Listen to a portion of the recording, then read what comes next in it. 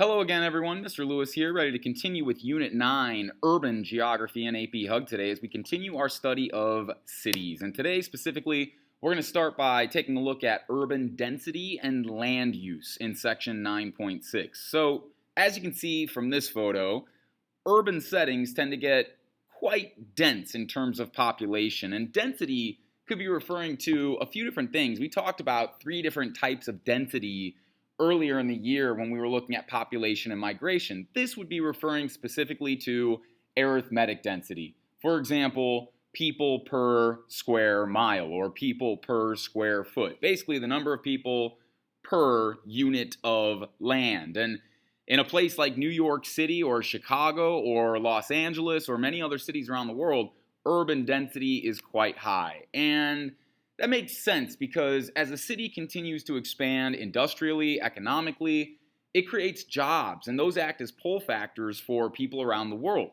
So, of course, that population is going to grow, and as that population continues to grow, density increases, and residential development must follow. And as we've discussed before with bid rent theory, the closer we are to the city center, the more expensive that land is going to be, not just for residential space, but also manufacturing and especially retail, because there are so many potential customers toward that central business district. Now, if you look at a place like Berlin, the cost of living is quite high. You can imagine with all of those people and all of this density and competition for space, as well as the cost of space for those businesses, things tend to be pretty pricey in city centers around the world. And in a place like Berlin, it is quite expensive to live day to day. So if you want, go ahead and pause this video lecture and take a look at this short clip on the cost of living in Berlin. I think you'll be pretty surprised at some of the statistics there. But we're going to move on to Section 9.7, infrastructure. Here's the thing. As the population continues to grow, we have to develop the infrastructure to meet their needs in terms of transportation, the economy, whatever it might be. If the urban setting doesn't grow and adapt to the growing population, it's going to lead to problems. So the level of infrastructure is going to contribute directly to the political growth of an area, societal changes in an area, and of course, environmental changes. So with more economic and transportation infrastructure comes expanded industrial opportunities, greater opportunity for urban sprawl, because if we have the transportation, people can live outside of the city center, in the suburbs, the exurbs, and still contribute to the economy in the city itself.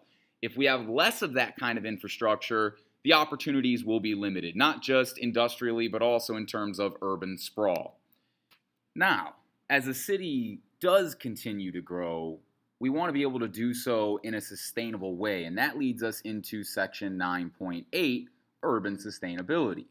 If we allow a population to continue to grow without doing anything to adjust to the potential impact of that growing population, it's going to lead to some problems. And so there are some new practices that have come into place over the past few decades in urban design that are collectively known as sustainable design. And a lot of it is based on what we call smart growth policies.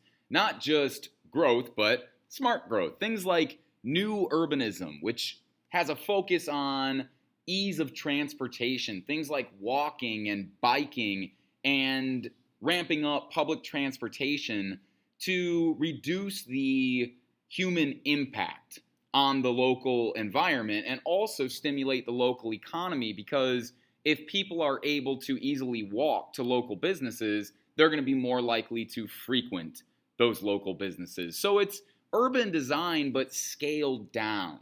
We also find that many more green belts are popping up around the country as cities continue to grow, which is the protection of undeveloped lands, the protection of wilderness, the protection of farmlands. There's an increased emphasis on preservation in some cases, and particularly protecting farmers who in some cases, as a result of urban growth, have seen their farms stripped away, or the land polluted, or the air polluted.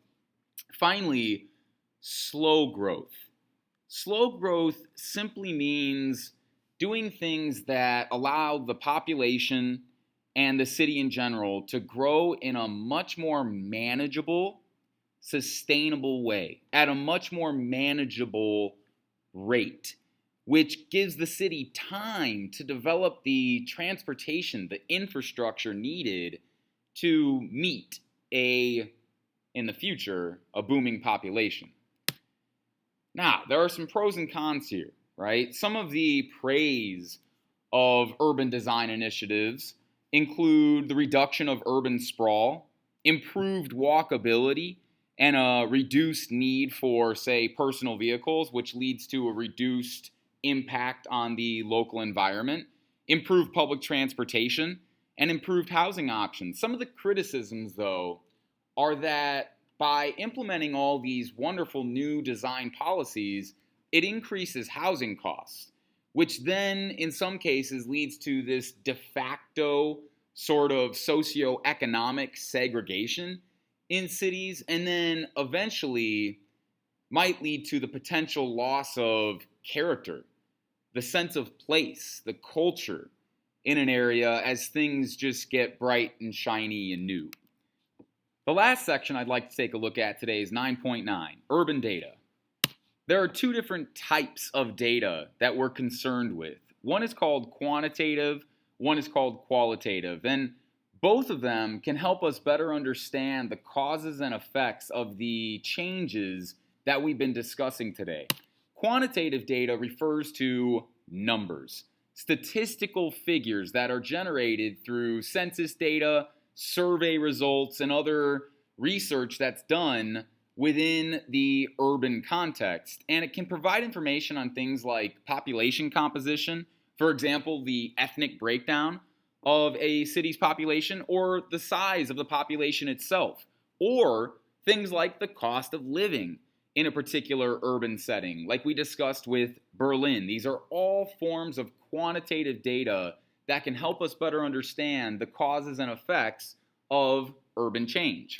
The other type of data that we are interested in when it comes to urban change is qualitative data. This is less structured, it's non-statistical. This includes things like labels, properties, attributes, attitudes, opinions, and they're based on simple observations that we make. And we can generate all these different theories about urban change based on qualitative data, but they're not numerical, they're not statistical. If somebody said, I hate the changes that are happening to this city, I hate what's happening these days in this neighborhood, that would be a form of qualitative data. There's no number attached to that. It's an opinion, it's an attitude, but it can also really help us understand the effects of urban change. One of the more interesting examples of urban change that's happening around the world is in China. Essentially, the Chinese government has been developing cities that can house millions of people before there is any demand to live there. Instead of waiting for the demand and the population to overflow, they're putting supply before demand, and it's led to some really interesting examples of urban development and some very fascinating photos as well in what are sometimes called China's ghost cities. So we'll see if one day there is this booming population with millions of people in any number of these quote-unquote ghost cities. But for today, many of them remain very underpopulated and with low population density. So if you're interested, take a look at some of the images that pop up in Google if you search things like China's ghost cities or something similar to that. And I think you'll find it quite interesting. You do not have to complete the China's ghost towns or China's ghost cities activity that's in Buzz. I'm just asking that you watch this video lecture today, and you already have, so thank you.